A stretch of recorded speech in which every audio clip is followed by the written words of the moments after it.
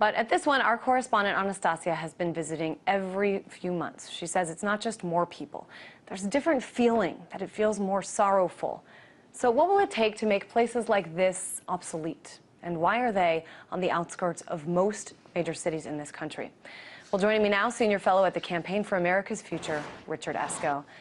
Hey there, Richard. It lends a little perspective to revisit the same place numerous times. Any insight as to why there are so many homeless camps in the United States?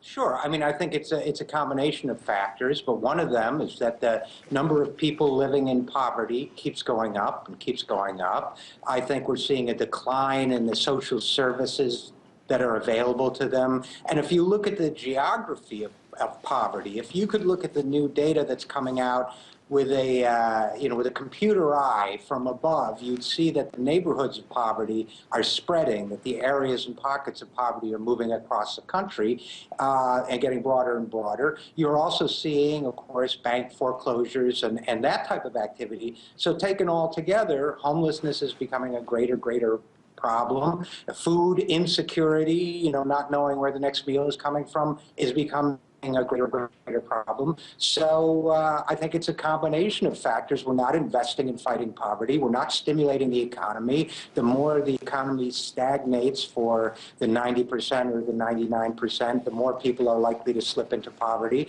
So it's an ongoing process of decay. And this homelessness, of course, just one manifestation of this poverty, this inequality gap that continues to grow. And Occupy Wall Street is a movement that has come to sort of embody this inequality gap. Occupy camps are getting shut down, most recently in San Francisco. Today there were several arrests even here in D.C. If this sort of changes form, if there's no longer people out there in people's faces every day occupying parks around this country, do you think the message that has sort of been put out there is going to get lost?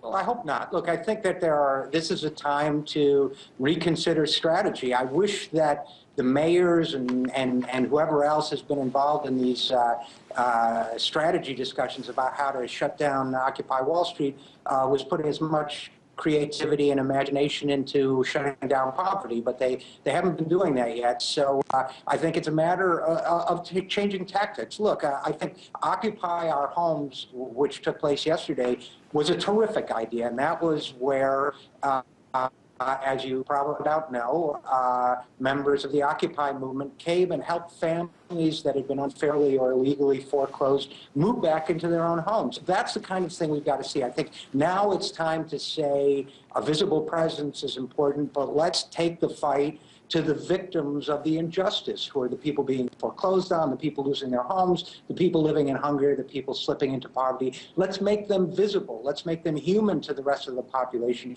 and real to the rest of the population so that people care enough to do something about this. But Richard, in terms of those people who can actually make decisions, people with the power to change things, I mean, what's it going to take? The U.S. Congress doesn't seem to be getting any closer to dealing with this. It's about to get really cold. What's it going to take to get the Congress to respond to this, or to get other people in power to actually make a difference?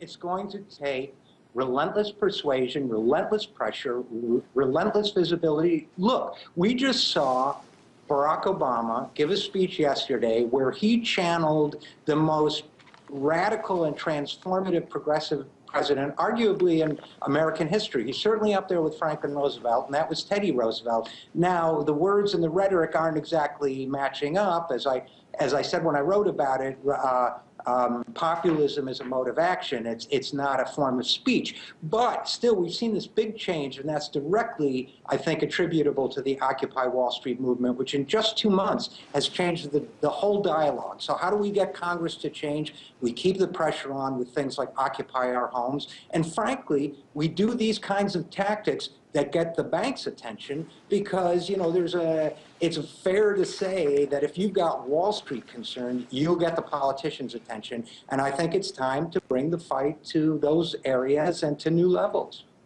Well, it certainly will be interesting to watch, especially as we watch that debate, that discussion sort of change forms with all the GOP candidates trying to give their views on the economy. It's an interesting and an exciting time here in this country. Senior fellow at the Campaign for America's Future, Richard Eskow.